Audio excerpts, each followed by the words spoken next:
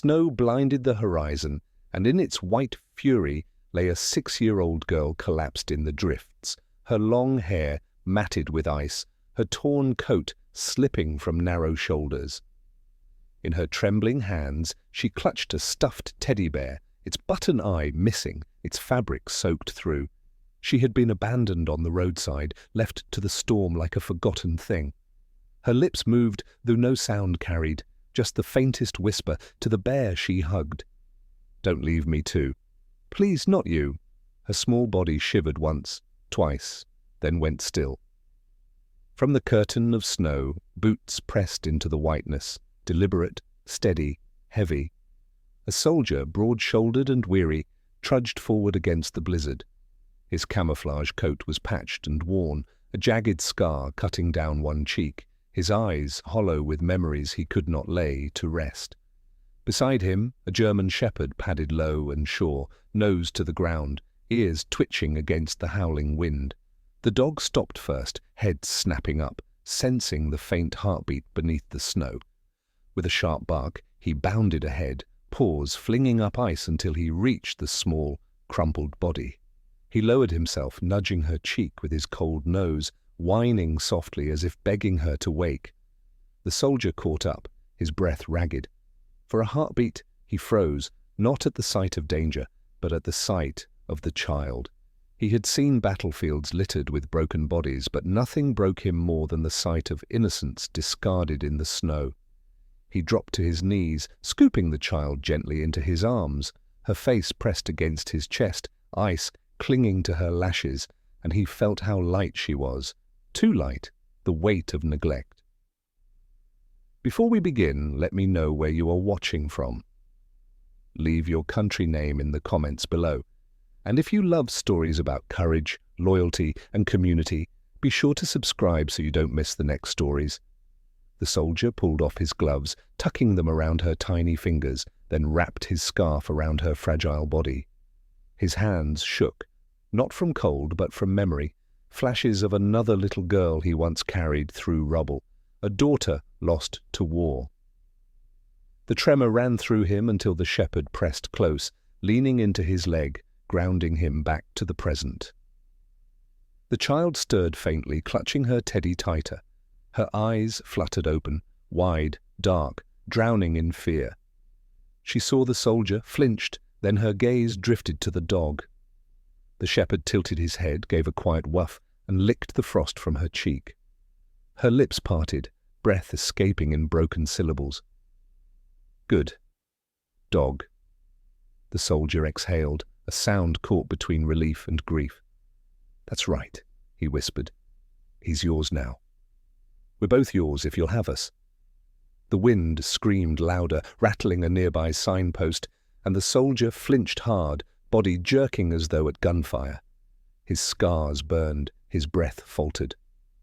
The shepherd barked once, snapping him back to now.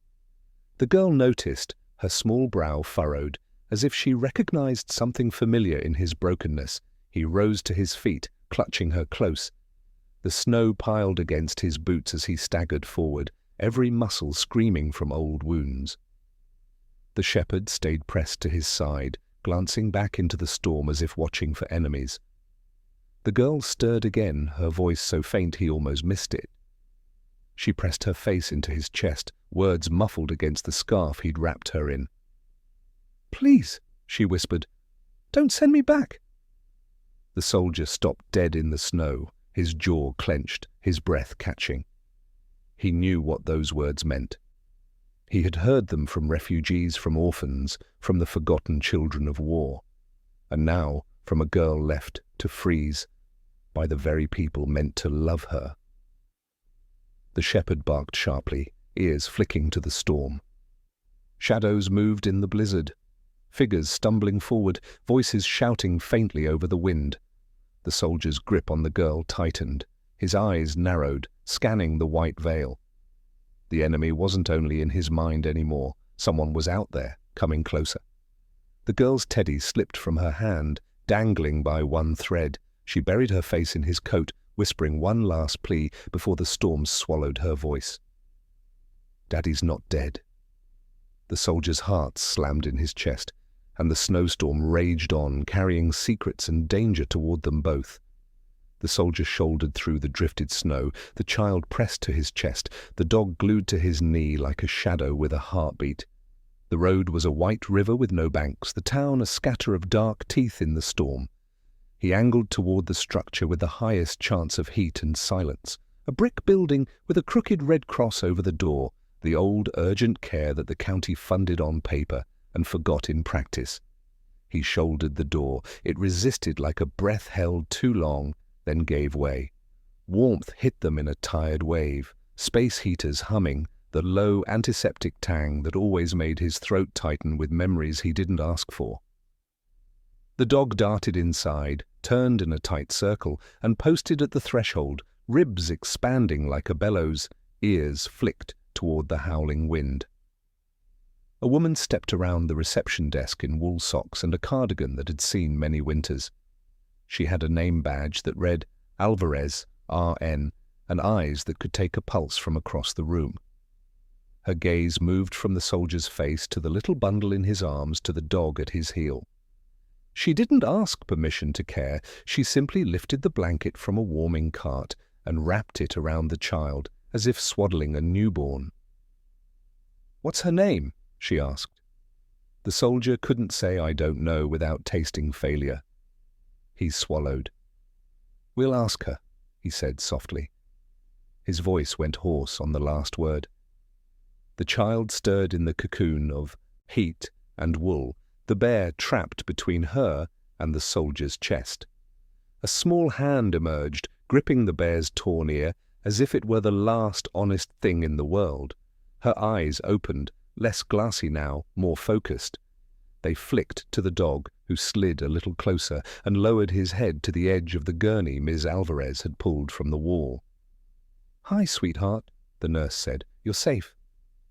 "Can you tell me your name?" The girl's lips shaped a syllable, faltered, tried again. "Ivy," she whispered, then added, as if the word might be taken from her, with a Y. "Hi, Ivy with a Y," Ms. Alvarez said, and managed to tuck a smile into the space without touching old bruises. "I'm Lucia." "This is Daniel," the soldier said. His hand found the dog's ruff with a practiced squeeze. "And this is Rook." Rook's ears ticked at his name. He closed the distance one more inch, laying the heavy square of his head on the blanket near Ivy's knee. The girl's fingers slid from the bear to the dog, getting lost in fur and finding a steadying rhythm. A bang somewhere deep in the building, an old door letting the storm argue with its hinge, hit Daniel like an unseen wave. For a heartbeat, the room blurred, not with tears, but with static and smoke. He was not in a clinic with space heaters. He was under a corrugated roof, somewhere far away, metal screaming, someone shouting incoming, a child's high cry cut short. Rook pressed into his thigh with a solid, anchoring weight. Daniel blinked hard. The clinic swam back into place, the humming heaters, Ms. Alvarez's firm hands, Ivy's too pale face. Lucia had seen the flinch. She didn't name it. "We need to warm her slow," she said, professional language as lifeline. "No hot bath, no scalding drinks, hands and feet first." She slid a thermometer across Ivy's forehead, frowned at the reading, and set hot packs near, not on, the girl's skin. "Any allergies, Ivy?" Ivy shook her head, then seemed to fear she'd answered wrong. "No," she whispered, and her voice folded around a question she didn't dare ask. "Please, don't tell him I'm here." "Who?" Daniel asked, though the shape of the answer already had a face. She stared at the bear's one-button eye. "Rick," she said, and the name came out like a taste she couldn't spit. "He says I make him mad on purpose. He says if I were good, he wouldn't—" The sentence broke off. The storm filled it with a howl. Lucia's jaw set. "Does Rick live with you?" "He lives with Mom," Ivy said, and the smallness of width did too much work. "He signs papers when the lady comes. He says the army owes us, and if I mess it up, we won't have heat." Daniel felt an old, familiar anger thread through his ribs, hot and cold at once. He kept his voice level. "The lady?" "A worker," Ivy said. She brings clipboards and asks if we're okay. Rick, smiles. Mom nods. The worker's pen shakes, but she puts a check anyway. Lucia met Daniel's eyes over Ivy's head. The look said, we've both seen this stage play and we'll change the script tonight. I'm calling it in, she murmured, and turned toward the office phone. Rook lifted his head. A soft chuff blew warm air across Ivy's blanket. She answered by pressing her palm to the top of his skull, fingers spread, as if matching the shape could make her bigger, braver. Can you sit with her? Daniel asked the dog as if Rook were a second medic. The shepherd adjusted himself, laying his body parallel to the gurney, the living equivalent of a guardrail. Lucia returned with a notepad, the phone tucked between her shoulder and ear. I got CPS on the line, she said, voice slipping into a calm that meant urgency. There's a social worker on call, Marin Cho. She's 10 minutes out if the plows have mercy.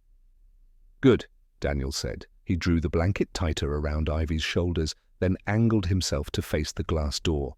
Snow spiraled in the security light beyond like ash that couldn't decide whether to rise or fall. Ivy, Lucia said gently, I need to look at your arms, okay? Just to make sure nothing's broken, Ivy nodded. She watched Lucia's hands with a concentration adult's mistake for bravery. The sleeves pushed up, and the story of a winter wrote itself in bruises and crescent moon nail marks and a handprint too big for hers. Lucia's mouth tightened, but she didn't make the noise that sometimes sends children back behind their eyes. She simply said, "Thank you," as if Ivy had handed her something valuable instead of a ledger of harm. Footsteps thudded through the entrance vestibule. Not the wind this time. The door shivered in its frame. Rook's head snapped up, a growl unfurled in his chest like a flag. Lucia's eyes flicked to the handle. The storm brings the whole county through here when there's a pile-up on the highway, she said, half to them, half to herself. She stepped to the door and peered through the glass. In the frosted oval where her breath struck, two silhouettes resolved, one in a deputy's hat, another broad in a parka with a fur-trimmed hood. The deputy knocked. Lucia cracked the door. "Evening, ma'am," the deputy called. His voice was mild, practiced. "We're checking on folks stranded in the storm." Behind him, the man in the parka tipped his hood back. A face resolved, smiling, wet-lipped, eyes that didn't match the smile. "Heard you got a little one in there," he said, and his vowels carried home like a claim. "Her mother's worried sick." Ivy slid behind Rook as if he were a wall that could rearrange a room's geometry. Daniel's hand found the rifle sling on reflex, then remembered it was a clinic, a child, a nurse. He moved to the door, shoulder set, voice low. "Who are you?" he asked. The man's grin thinned. "Rick Dalton," he said. "Guardian, you can call CPS, they'll confirm." He lifted two gloved hands as if to show he was unarmed, but the gesture felt like a performance that had pleased audiences before. "We already did," Lucia said, kind on the surface, steel below. "They're sending someone." "Then I'll wait." Rick's eyes slid past her, hunting the room. They snagged on movement, the small shift of a teddy ear, the rise and fall of a blanket, then snapped back with theatrically wounded surprise. "Ivy!" "Sweetheart, you ran out in the storm. You scared your mother to death."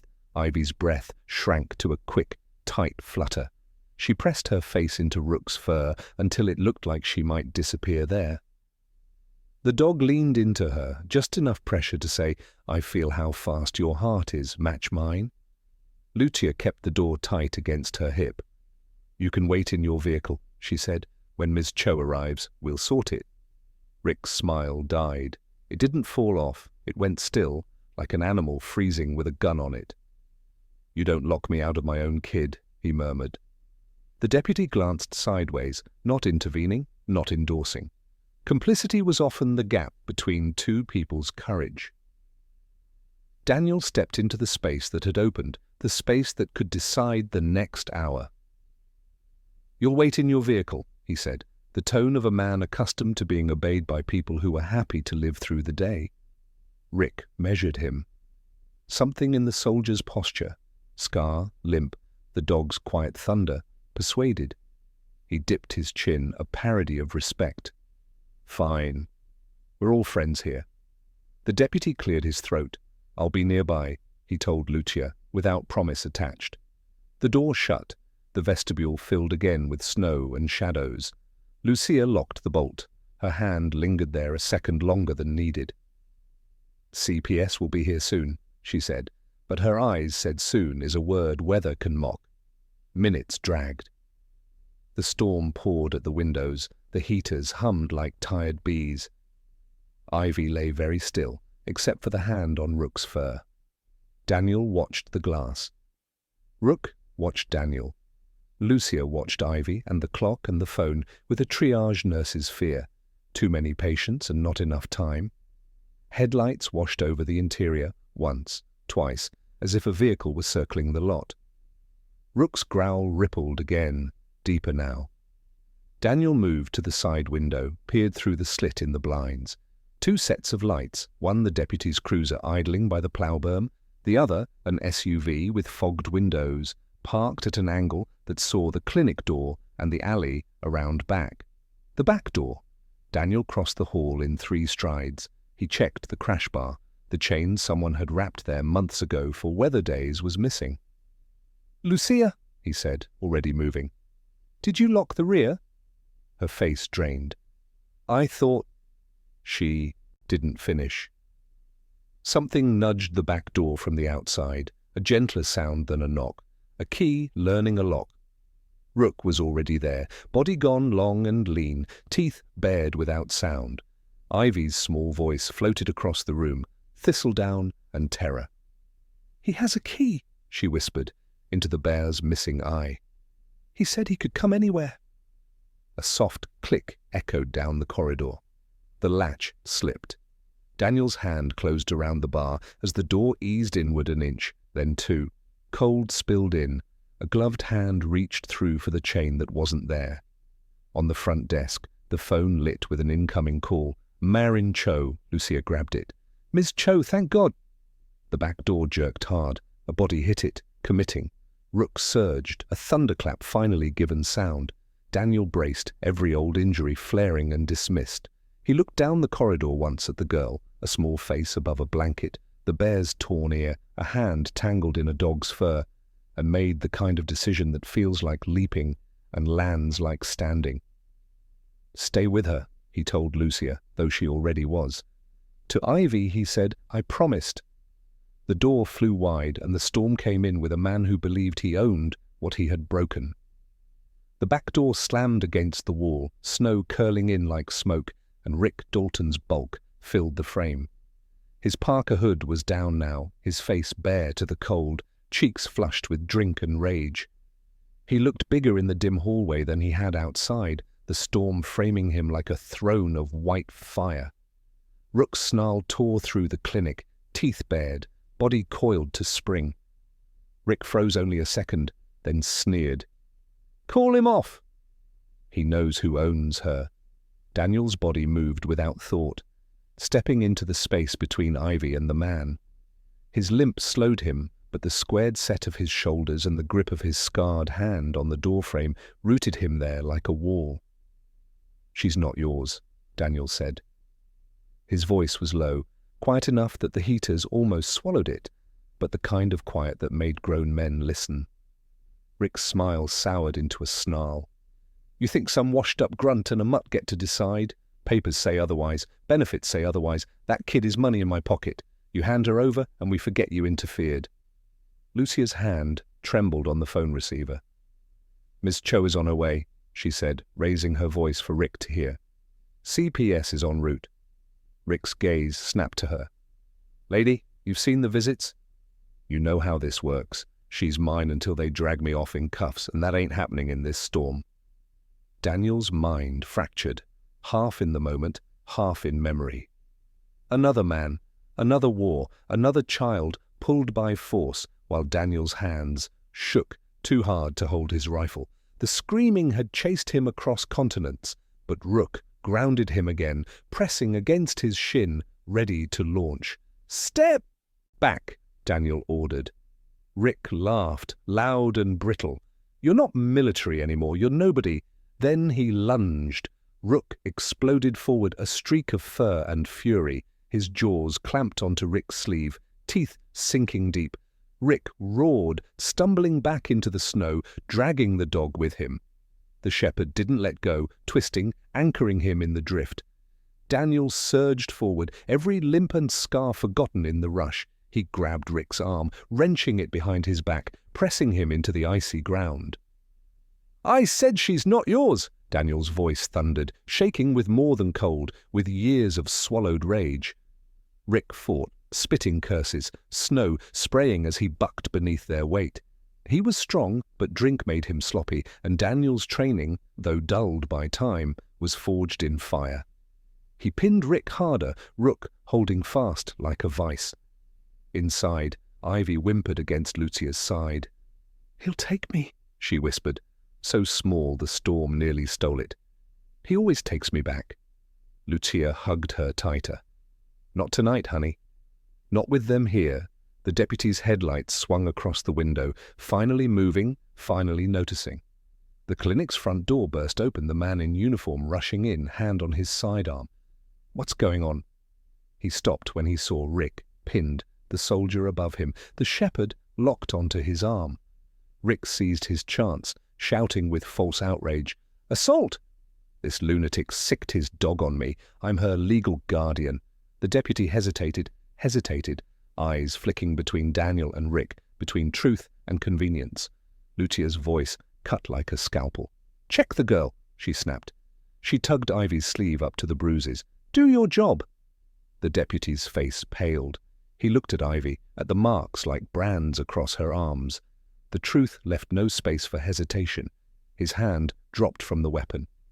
"Rook, release," Daniel commanded. The shepherd obeyed instantly, falling back to his master's side, but staying taut, ready. Daniel pulled Rick to his feet, twisted his arms behind his back. "You want him, deputy?" The deputy swallowed, then nodded, fishing out his cuffs. "Dalton, you're under arrest for child endangerment and assault." Rick spat into the snow, glaring at Daniel. "You don't know what you've done." "The system doesn't care about her." You'll see Daniel's eyes narrowed, but he said nothing. Words would not silence the echoes in Rick's tone, the confidence of a man who had gamed the system before. The deputy marched Rick out to the cruiser. The storms swallowed their figures. Daniel turned back inside. Ivy was trembling, her teddy bear damp with tears. Rook padded to her side, resting his massive head in her lap. She clung to him like a lifeline, fingers buried deep in fur. Her eyes lifted to Daniel, wide and searching. Her lips parted. "Please, don't leave me." Daniel sank to one knee, ignoring the fire in his joints. "I'm not going anywhere," he said. "Not until you're safe. Not until you believe you're safe." Lucia touched his arm, gratitude and worry mingled in her eyes. "CPS will still have to make decisions," she said softly. "This isn't over." Daniel knew the war wasn't won with one fight. But as Ivy curled against Rook, whispering into his fur, Daniel felt the storm outside shift, still fierce, still dangerous, but no longer invincible. And when Ivy's whisper reached him, it carried the weight of a miracle. "Daddy's not dead." Daniel froze. The storm roared. The truth was only beginning. The storm thinned to a steady hiss against the windows by the time the social worker arrived. She came in like a beam of warm light wrapped in a wet parka. The badge at her collar read, Marin Cho, MSW, and her hair was damp with snowmelt. She paused on the threshold just long enough to absorb the scene. A shivering child on a gurney, a nurse braced like a lighthouse, a soldier with a haunted set to his shoulders, and a German shepherd lying long and still, watching everything. "I'm Marin," she said softly, as if sound might break what little safety had congealed here. She offered Ivy a smile that didn't ask for anything. "May I sit beside you?" Ivy's fingers tightened on Rook's ruff. The dog's ear flicked, and, almost imperceptibly, He lifted his head and lowered it again, a permission of sorts. Ivy nodded. Marin pulled a plastic chair next to the gurney and sat, elbows on her knees, eyes level with a 6-year-old's world. "Do you want water?" Marin asked.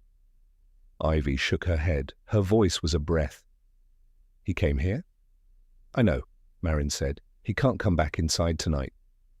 The deputy arrested him, and there will be a hearing." She turned the phrase hearing into something smaller than courtroom thunder. "But first, I get to hear you. Do you want to tell me your name?" "Ivy," the girl whispered. "With a Y." Marin nodded solemnly. "That's the best kind." She let the silence be soft. "Ivy with a Y, can you tell me what happened at home?" Ivy's gaze slid to Lucia. She studied the nurse's hands, how steady they were, even when the world wasn't. She looked at Daniel, at the way his scarf was still tucked around her, at the jagged line on his cheek, at the dog who belonged to him, and, somehow now, to her. Then she looked down at the bear with the missing button eye. "He told me if I was good he would stop," she said. "But I was good and he didn't." Marin's throat worked once, a muscle saying what her mouth wouldn't. "I'm sorry." She took out her pen and didn't immediately write. "I believe you," she said. "Would it help to show me anything that might help the judge believe you too?" Ivy thought. The thought looked heavy. Then she turned the bear over and worried at a crooked seam near its spine with careful little fingers. Fabric threads gave. A tiny folded square slid into her palm, wrapped in tape that had lost its stick. She offered it to Marin, eyes big and frightened the way eyes get when truth is a contraband. Marin took the square and glanced to Daniel before she opened it, as though asking his permission to witness. He gave a small nod. Inside was a photograph, a man in army dress, kneeling with a newborn bundled against his chest. He had Ivy's eyes. On the back, in shaky pen that had bled through a little, a date was scrawled, 6 months after the official death notification had supposedly been sent to Ivy's mother. Beneath the date, "For my girl. If anything happens, find the truth." J. Lucia sucked a breath through her teeth. Marin's pen moved now, fast and neat. "Do you know this man?" she asked. Ivy nodded, the motion unsteady. "My dad." "They said he died, but Mommy cried and said letters lie." She swallowed. "Rick said the army pays if there's no dad."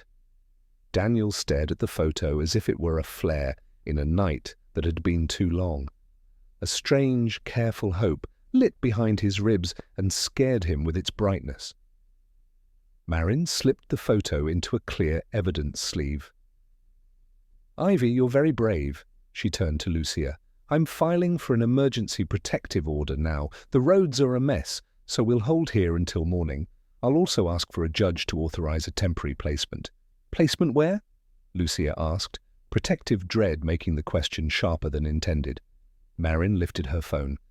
"I'll try our county foster coordinator." Daniel's voice found a quiet he didn't know he owned. "There's a cot in the staff room," he said. "We can stay on site. I'll sit the door with Rook." Marin studied him. She saw the tremor he couldn't quite banish when a heater thumped. She saw the dog's eyes fixed on his, a living tether. She also saw Ivy's hand half-fisted in Rook's fur, loosening a fraction when Daniel spoke. "I know the protocol," Daniel added, anticipating the number. "I signed things like it once, but right now the safest placement is a locked room 20 feet that way with a dog who detects trouble before the door handle moves." Marin exhaled. "For tonight," she said, "until a judge signs." She thumbed her phone, voice switching to business. "This is Cho, emergency protective on minor Ivy Dalton. Photo evidence suggests beneficiary fraud and false death notice. Yes, officer on site. Yes, child is safe with medical support. Proposed plan, hold overnight at urgent care with security on door." While she spoke, Daniel dialed a number from memory he rarely used. "Sergeant Hale?" a woman answered. "Sheriff's office. What do you need?" "Verification," Daniel said. "If I give you a name and a date, Can you check if a casualty notification was rescinded? Depends how old. Depends who. Buried it. He gave the name from the back of the photo. Silence hummed with the heaters, finally.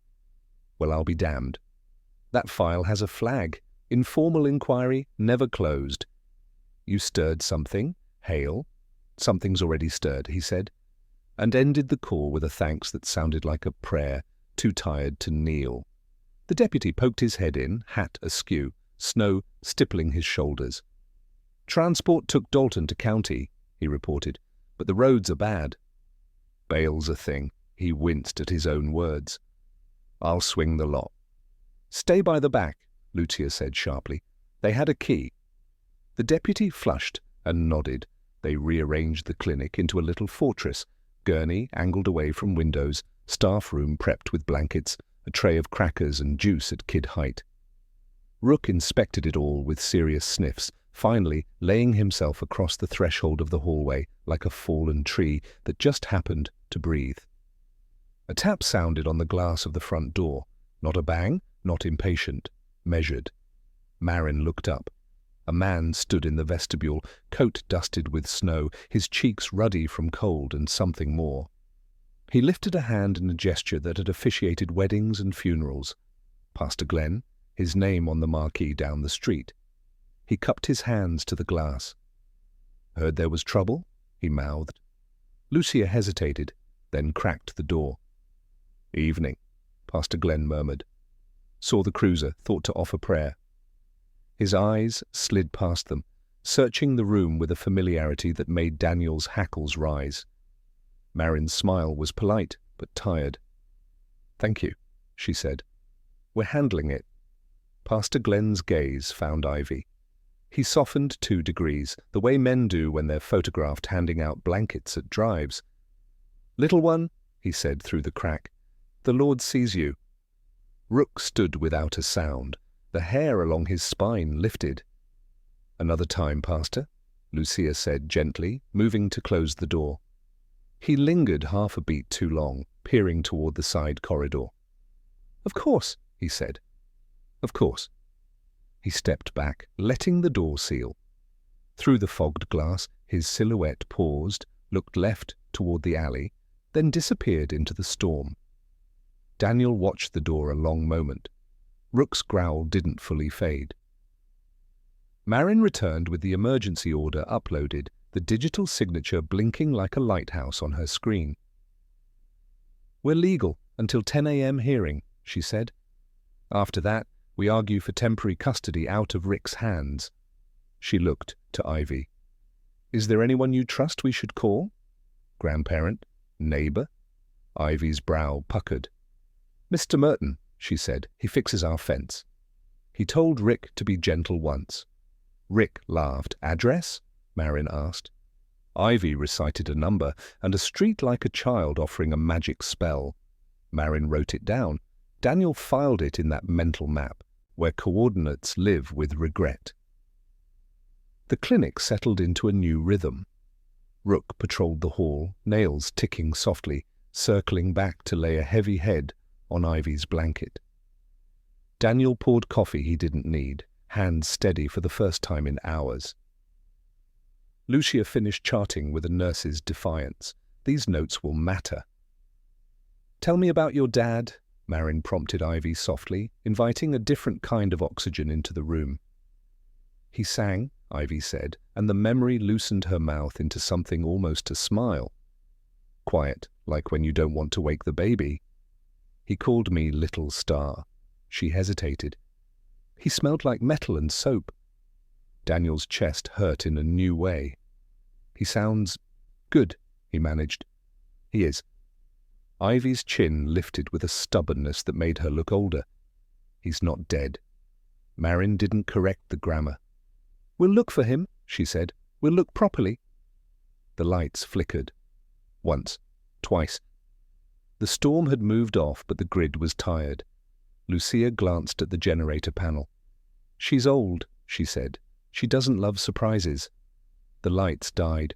For a beat, only the heater's dying hum and the wind's distant moan remained.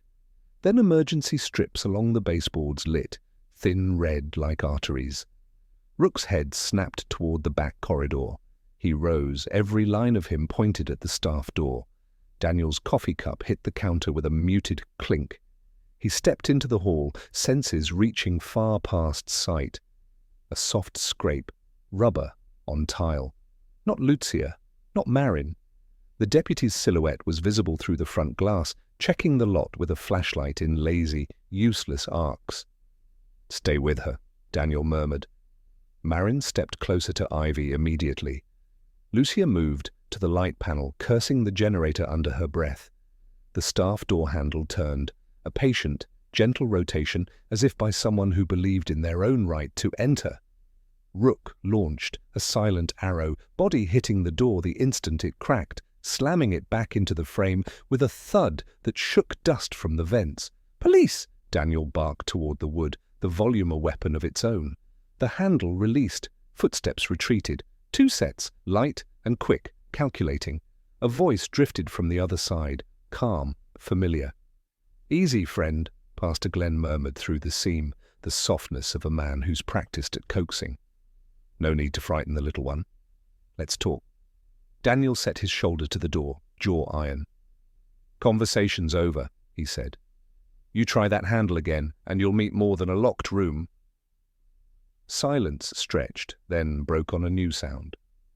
The distant spin of tires, far side of the building, the ambulance bay. The generator coughed and caught, lights bloomed back in a tired wash. Lucia exhaled, a sound that reeked of relief and dread in equal portions. Marin's phone chimed with a text from an unknown number. "Storm's bad, court might delay. Keep the kid ready to move, no signature, no case number, just the promise of motion." Daniel looked at the ceiling to steady anger. When he looked back down, Ivy was staring at him. Her lips parted. "If I'm good," she whispered, and the words scraped like ice. "Will they leave us alone?" Daniel crouched until his eyes were level with hers. "You don't have to earn safety," he said. "You get it because you're you. And because we will not let them through that door." Rook pressed into Ivy's shins to underline it. From the ambulance bay came the squeal of a brake and the clang of a metal latch. The deputy's flashlight stuttered, swinging in the wrong direction. The baseboard lights glowed red again, like a wound warning them where to look. "Positions," Daniel said quietly. The staff door handle turned a second time, this time more certain. And down the hall, something heavy slammed open in the bay, the sound rolling toward them like weather. The miracle tonight would not be gentle. The clang from the ambulance bay reverberated through the clinic like a gunshot. The heater's hum faltered, then steadied, as if the building itself had taken a breath. Daniel froze, every nerve in his body sparking like old wiring. Rook was already moving, ears forward, body low, paws silent on tile. He paused at the junction, muzzle lifted, pulling air through his nose. A low growl throbbed from his chest, steady and certain. "Ivy, stay behind me," Daniel murmured. Lucia wrapped both arms around the girl, pressing her against the gurney. Marin moved instinctively too. Her training wasn't combat, but she knew how to shield.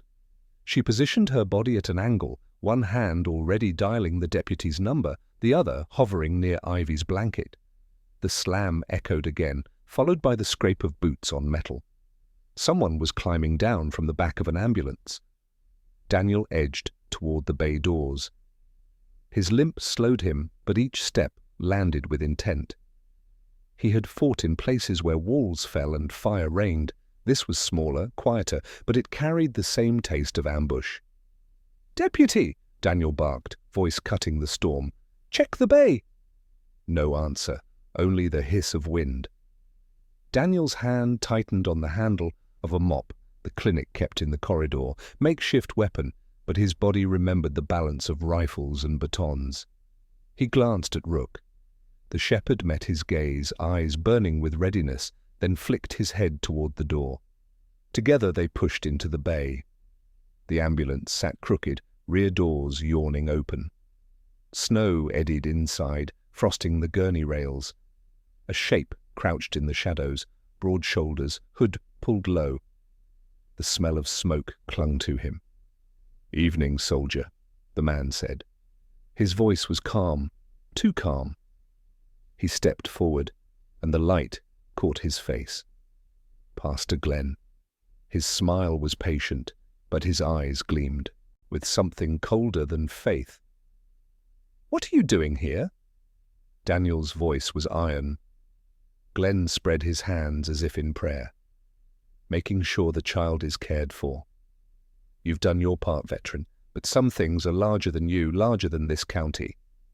That little girl belongs to people who can provide resources."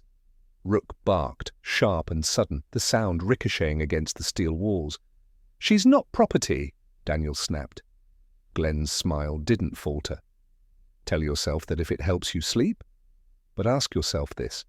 Why did the death notice for her father vanish into limbo? Why does every official signature shake when it touches her file? Someone higher is moving pieces. I'm simply facilitating." Daniel's jaw clenched. His scar itched in the cold. "Facilitating what? Fraud? Trafficking?"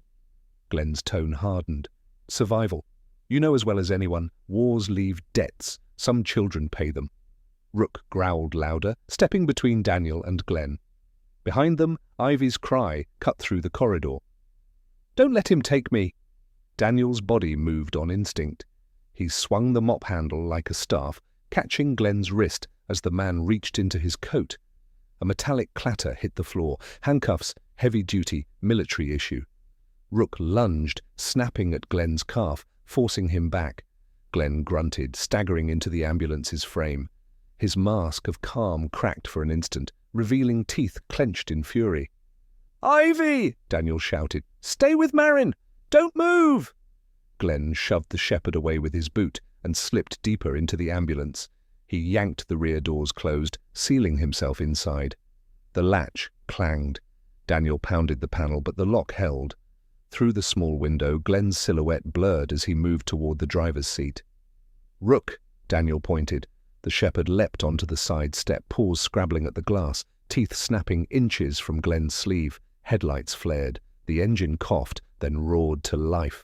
The whole bay filled with exhaust and noise. Lucia screamed from the hall. "He's taking the rig!" Daniel grabbed the door handle, pain ripping up his leg as he heaved. For a breath, it resisted. Then it flew open. Rook launched inside, Daniel close behind. The ambulance lurched forward, tires squealing on wet concrete. Daniel barely caught the frame, clinging as the rig burst out into the storm, dragging them into the night. Inside, Glenn's voice rose above the engine. "You can't save her, soldier! You couldn't save your own!" The words cut deeper than the cold. Daniel hauled himself upright. Rook braced beside him, the storm whipping through shattered glass.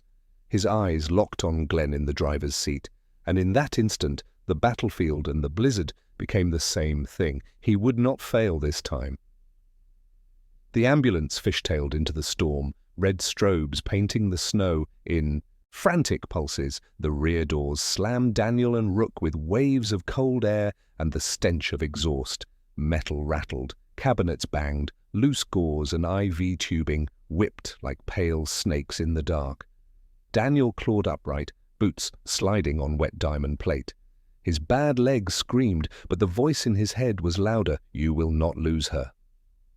He planted his shoulder against the bulkhead and pitched forward as the rig jolted over a drift. Up front, Pastor Glenn hunched low over the wheel, jaw set in an expression too calm for a man trying to outrun judgment. "Sit down, soldier," he called, as if moderating a church board meeting. "There are currents you don't see." "I'm steering us out." Rook rocketed past Daniel, nails skittering, then found purchase. The shepherd launched into the narrow gap between the cab seats. Glenn lashed an elbow back. Rook took it on the muzzle and came again, a controlled fury that snapped for the man's wrist, missed by inches and drew blood there anyway. Glenn hissed, yanked the wheel, and the ambulance slewed sideways, siren yawing into a sick wail. Daniel staggered to the pass-through window. He jammed his arm through and snatched a fistful of Glenn's coat. "Pull over!" he barked. Glenn's lips peeled from his teeth. "You think you're the only one who knows how to shepherd a soul?" His free hand darted toward the dash. He slammed a hidden toggle with the surety of practice. Somewhere behind Daniel, a lock thunked. The rear doors, his exit, sealed. A radio under the console crackled to life. A man's voice, thin with static and urgency. "Unit 2, you've got him." "Unit 1, confirm." We move on. The girl Daniel's blood turned to ice. Decoy. Lure the soldier away. Circle back for Ivy. "Rook down," Daniel snapped. The shepherd dropped from the seatback in a movement like liquid muscle. Daniel yanked open a steel drawer with shaking fingers, rummaged past trauma shears and pressure dressings until he found what he needed. A bright red fire extinguisher heavy enough to make a point. The ambulance barreled toward the black strip of county road. Glenn saw the plan forming and went for the same weapon Daniel feared most, memory. "You know what it's like," Glenn said conversationally, as if they were over coffee. "To fail a child, to hear the door slam, and know you were 10 seconds too slow." He didn't look back, but he didn't have to. The words were darts thrown with the accuracy of long practice. "You freeze when it matters." Daniel's hand trembled around the extinguisher handle. In the little rearview mirror, a ghost looked back at him. Dust, fire, a narrow street, a girl's pale face, and for a heartbeat his breath disappeared down a well. Then Rook shoved his shoulder with a hard, deliberate nudge, a reminder, "Here, now." Daniel exhaled. He rotated his grip and hurled the extinguisher through the pass-through with a grunt born of rage and love. It smashed into the dash. Plastic shattered. The radio went dead in a spray of sparks. Glenn swore and overcorrected. The rig fishtailed, slid broadside, and then the world became snow and weightlessness and metal shrieking as the ambulance plowed off the road and buried its nose in a drift. Silence hit like a punch. Then the tick-tick-tick of an engine trying to remember how to live. Daniel's ears rang. He tasted copper. Rook's face filled his vision, breath hot and frantic. The dog's right shoulder bled, a shallow slice from a torn bracket, but his eyes burned steady. "Good boy," Daniel rasped, "and meant you saved me." He kicked the pass-through wider and hauled himself into the cab. Glenn's forehead bled in a messy line, but his hands still moved, reaching for his coat pocket. Rook cleared the gap in a heartbeat and pinned him, forelegs braced on the driver's chest, a rumble like distant thunder purring from deep in the dog's core. "Don't," Daniel said. The word held cold iron. Glenn's hand stilled.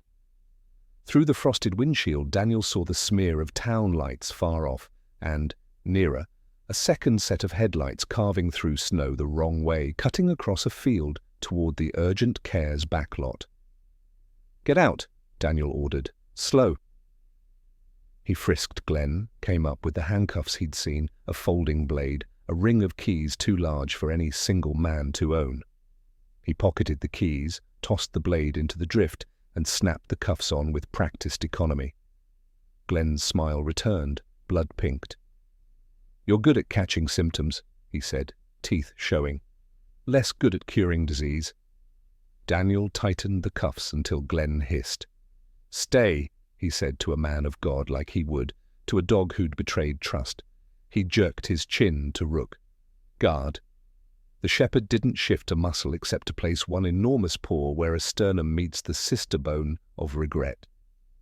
Daniel tore out into the storm. The cold slapped his lungs. Pain shrieked through his knee, but he ran anyway, up the embankment, across the ditch, the world a heaving white sketch. Each breath tasted like iron. Each step said Ivy. His phone rang against his ribs. He clawed it free with numb fingers. Lucia's voice tumbled out in pieces around static. "Back door jammed. Deputy's cruiser just pulled." No, wait. He's driving away, Daniel. He's leaving. Who is that with him?" The line died. Daniel ran harder, the ground a rumour under his boots. The urgent cares sign flickered like a failing heartbeat. He slipped, fell to one knee, rolled to keep momentum, came up with a curse and a prayer braided into one. A pickup slewed out from a side street and skidded to a stop inches from him. The window rolled down. Mr. Merton, the elderly neighbour Ivy had named, leaned across the bench seat, face carved from winter and worry. "Saw the lights," he said. "Get in." Daniel didn't argue. He yanked the door, climbed, and slammed it. "Back lot of the clinic," he said. "Fast as you dare." Merton dared. The truck bucked and slid, then caught, eating the distance in hungry bites. As they rounded the last drift, Daniel saw the back of the urgent care, the staff door cracked, snow blowing in, the deputy's cruiser turning out onto the road, taillights winking like lies, and in the alley shadows, a second figure hauling a small body toward a dark sedan. "Ivy!" Daniel breathed and was already moving, shoulder into the door, before the truck stopped. He hit the ground running. The sedan's engine coughed to life. A man shoved the rear door open, dragging the bundle by the arms. "Ivy!" Marin's voice tore down the hall. She came into view, sprinting, hair loose, fury in her eyes. Lucia was a step behind with a flashlight raised like a baton. Daniel cut the angle, snow a roiling tide around his knees. The abductor threw Ivy into the back seat. Small legs kicking, Teddy clutched in desperate, perfect refusal and lunged to slam the door. Daniel hit him full force, shoulder to ribs. They crashed into the sedan panel with a hollow boom. The man swung wild. Daniel took the shot on his forearm, pain detonating, and drove a fist into the attacker's center mass. The impact sent the man sprawling. Daniel reached for the door handle. The driver stomped the gas. The car jumped, door banging open, then sucking shut against frame. Daniel got 2 fingers on the handle before it tore free of his grip. The sedan fishtailed, slewed toward the alley mouth, and roared into the street. "Ivy!" Marin screamed, sprinting after barehanded into a blizzard she couldn't outrun. The teddy bear tumbled out under the closing door. It hit the snow and lay there like a fallen flag. Daniel scooped it as he ran. The car's taillights slashed once across a drift and vanished into white. For a second, only the storm spoke. Then a sound cut it, the sharp, rhythmic bark of a dog calling command. Rook. He came like a comet, a dark streak against a pale world, mouth flecked with frost, eyes lit with purpose. He blew past Daniel and locked onto the sedan's scent, head low, tail a metronome pounding one word, track. Daniel vaulted into Merton's truck. "Follow him," he shouted. The old man didn't hesitate. He jammed the gear into drive and the pickup leapt. They chased the shepherd's silhouette down unplowed side streets and across a park lot glassed in ice. The world narrowed to red breath, white road, black dog. Rook never looked back. He trusted them to keep up. They trusted him to find what they couldn't see. At the top of a small rise, the wind parted long enough to offer a glimpse, the sedan, fishtailing, almost sideways on a narrow bridge thrown over a frozen creek. 2 figures in the cab. Ivy's small head briefly a silhouette in the back window, then gone as curtains snapped closed. "Bridge will go if they keep." "That speed!" Merton muttered through clenched teeth. Rook poured himself down the center of the road, a dark line etched in snow. The sedan hit the bridge, tires spinning. The driver yanked the wheel, momentum did the rest. The car clipped the guardrail, bucked, and slammed nose first into a drift at the far end. The rear wheels kept spinning, screaming rubber and impotence. Daniel was out of the truck before it fully stopped. "Rook, block!" he shouted. The shepherd leapt to the passenger side, a snarling wall that turned flight into a bad option. The driver flung the door anyway. Rook met him mid-disembark, teeth on coat, jaws clamped without apology. The man shrieked, fell back into the seat. The passenger, the one Daniel had tackled, bolted from the far side and vanished into the white. Daniel made a choice with the speed of a man who's learned what matters, the child. He yanked the rear door. It stuck. He yanked again. It gave with a pop of ice and rust. Ivy lay curled around herself, hands cuffed in front with a zip tie, eyes huge in the lightless little cave the abductors had made. She tried to say his name, but it emerged as a sob. "It's me," Daniel said, voice suddenly gentle. His hands were already moving, knife out, tip under the tie, a careful slice. The plastic snapped. He scooped her up. She clenched him so hard his ribs creaked. He could feel her heart through his coat, a hummingbird hammering at a cage. The driver reached for something under the console. Rook yanked him forward by the sleeve and pinned him chest down on the snow, pressing until the man stopped fighting and started bargaining with a god who did not come when he called. Headlights rounded onto the bridge from the town side.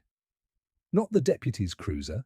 This pair was higher and whiter, the kind that go on county vehicles that answer to judges. The truck slid to a stop.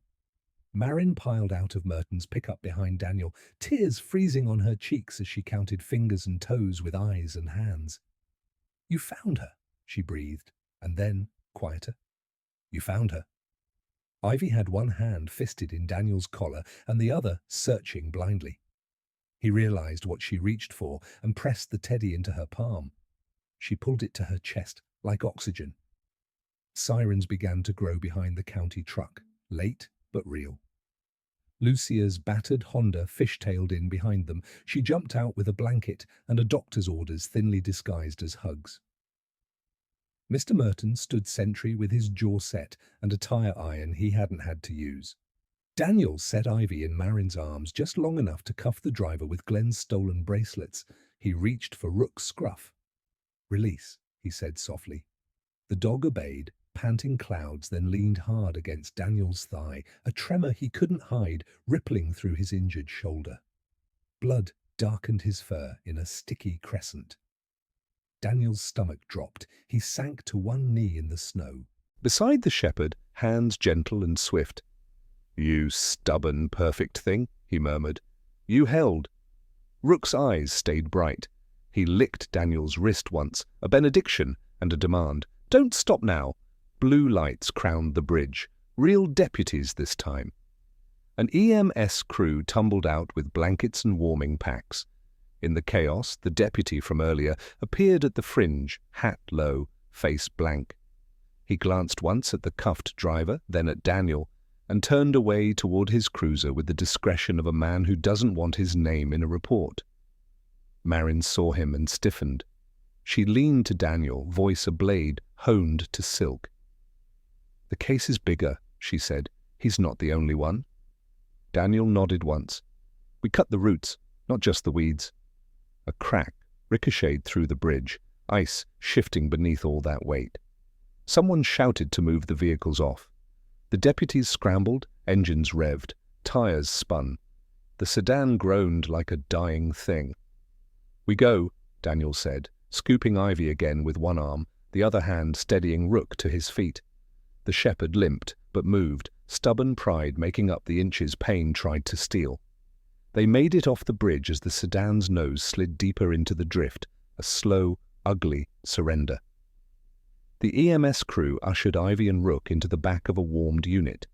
Marin climbed in with them, already calling the on-call judge on speaker, words crisp, emergency hearing.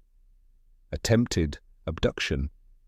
Evidence in hand. "We need a protective order that sings." Ivy tucked her face into Rook's ruff and whispered something Daniel couldn't hear. The shepherd went still, soaking it into bone.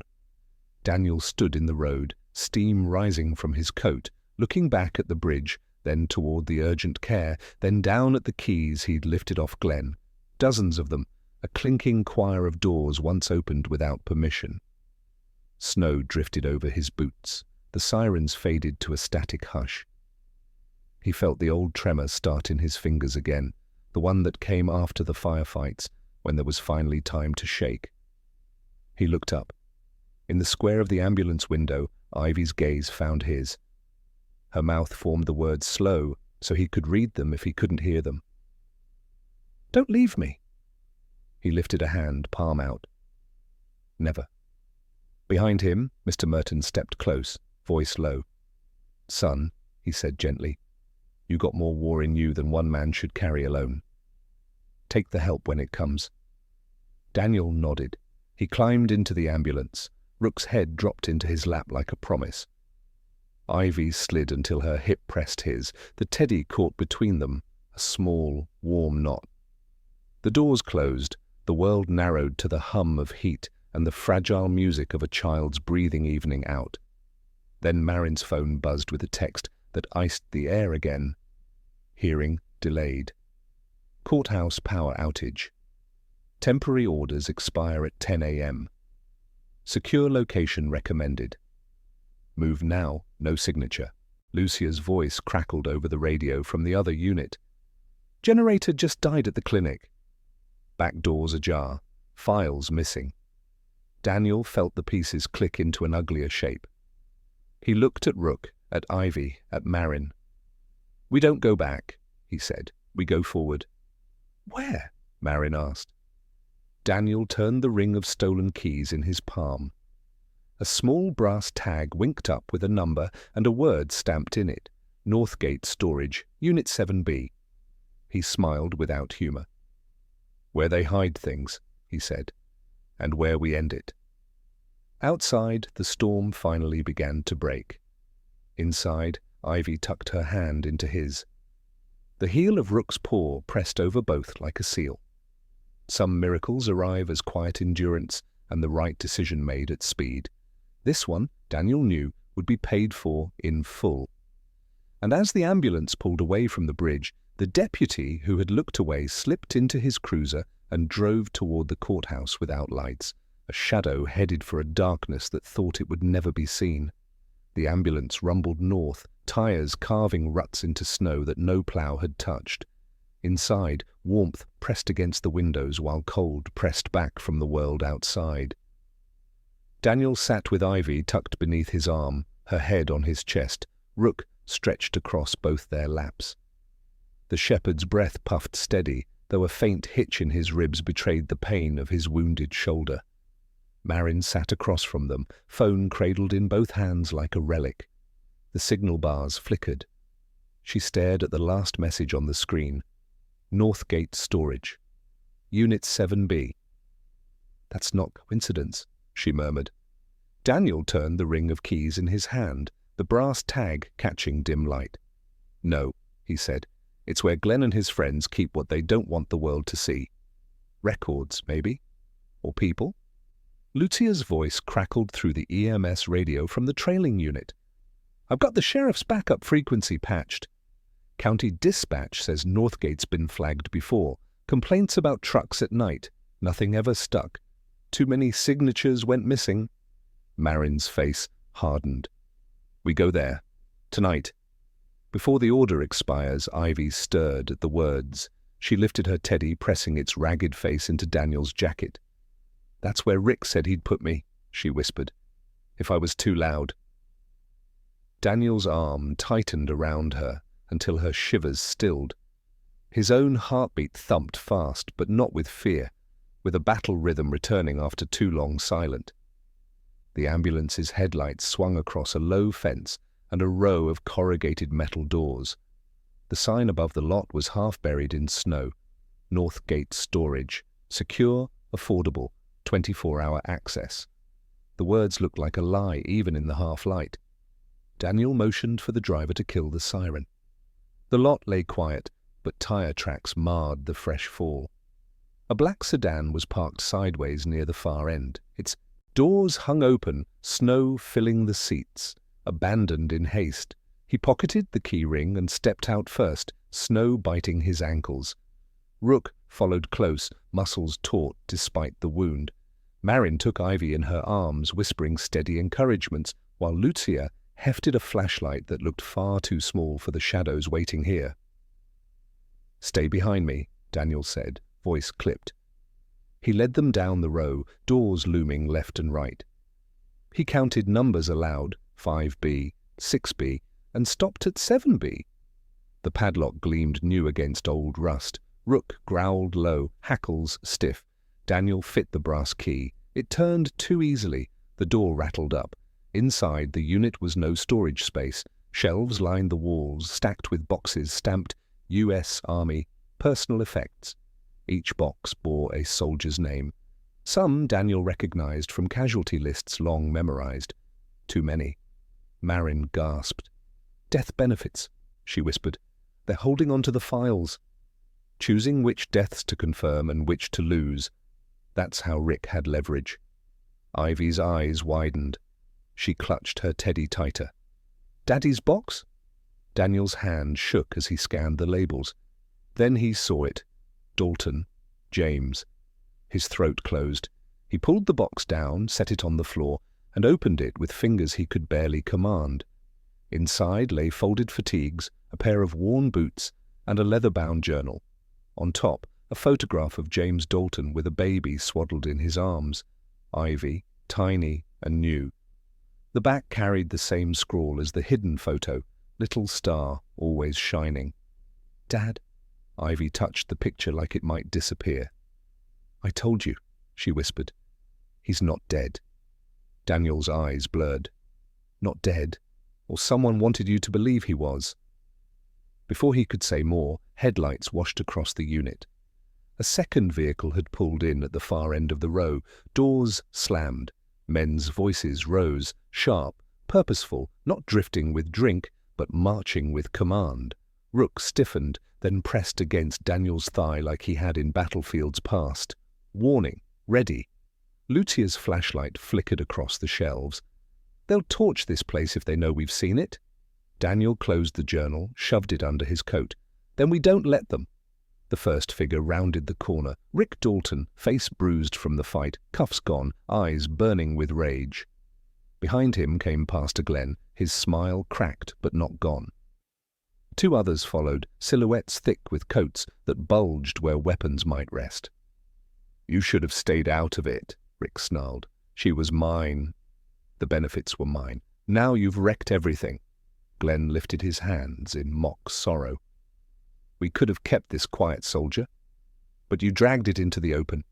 Daniel stepped forward, Rook at his side, Ivy shielded behind him, his voice carried across the snow. "You can burn the boxes. You can silence the paper trail. But the girl is living proof. She survives, she speaks, and she has us." Glenn's eyes flicked to Ivy, then to the dog. His lips twisted. "Then the miracle ends tonight." One of the men reached into his coat. Daniel's voice cracked like a command he hadn't given in years. "Rook!"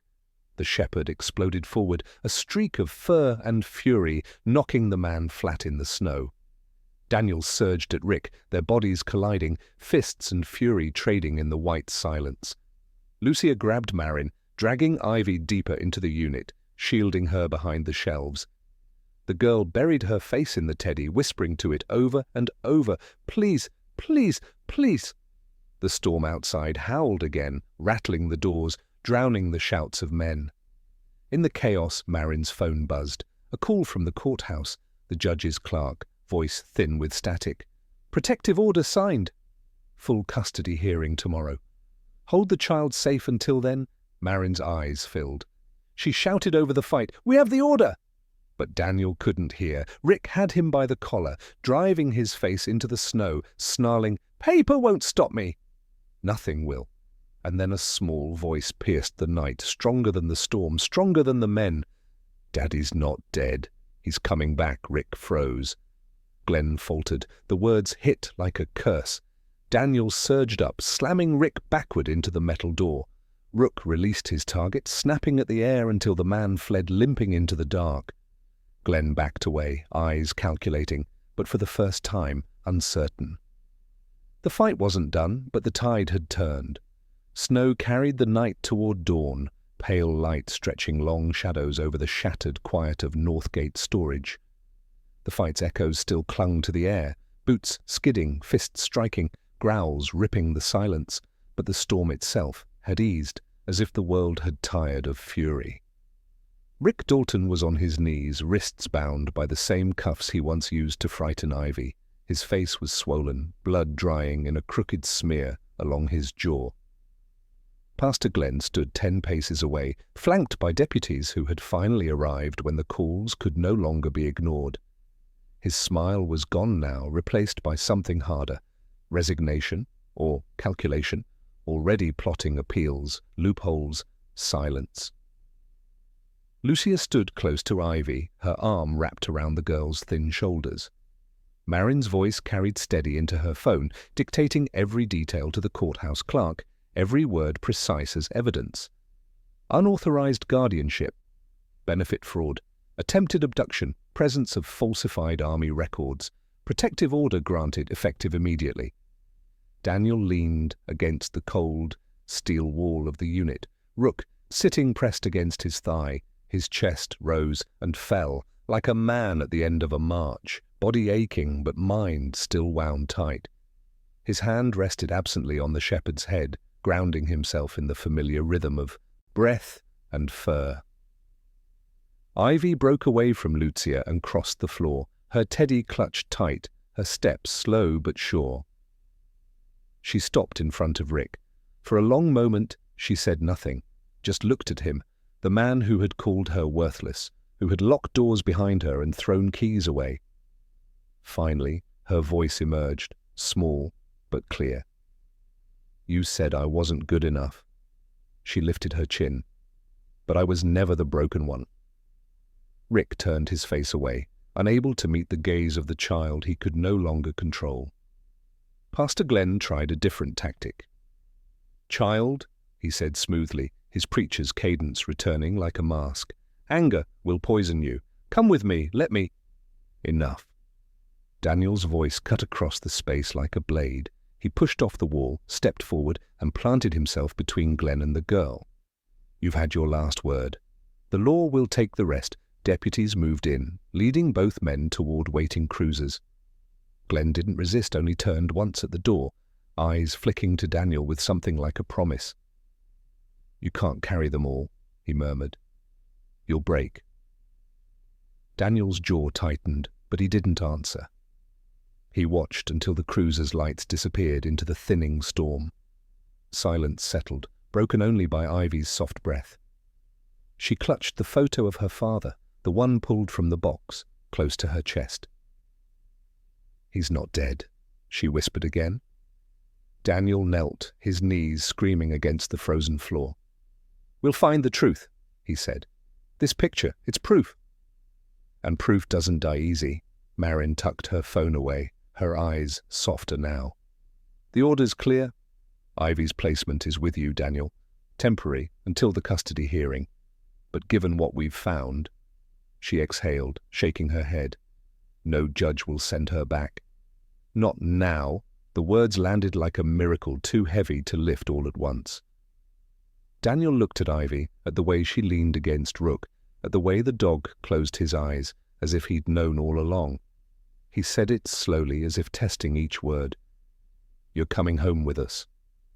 Morning painted the town in fragile gold. At the urgent care, Lucia bandaged Rook's wound, while muttering about stubborn men and braver dogs. Marin filled out paperwork thick enough to anchor a ship. Deputies ferried boxes of falsified records into evidence vans, each one a story of loss, stolen and sold. Through it all, Ivy stayed at Daniel's side. When he moved, she matched his step. When he sat, she curled against him. When he spoke, her eyes never left his face, as if memorizing safety by syllables. That evening, they found themselves in Daniel's cabin on the edge of town. The fire popped in the hearth, the smell of wood smoke filling the air. Snow still whispered against the windows, but here the storm felt far away. Rook sprawled by the fire, head on his paws, watching with eyes half closed, but ears still tuned to every sound. Ivy sat between Daniel and the dog, her teddy bear in her lap, the photo of her father propped on the mantel. She stared at the flames for a long time, then leaned against Daniel's arm. "Is this home?" she asked. Daniel's throat tightened. He looked at her, at the light catching her face, at the flicker of something new, hope, sparking where only fear had been. He thought of his own daughter, of nights when war stole his breath, of Rook pressing into him to remind him he was still here. He thought of second chances. "Yes," he said softly, "if you want it to be."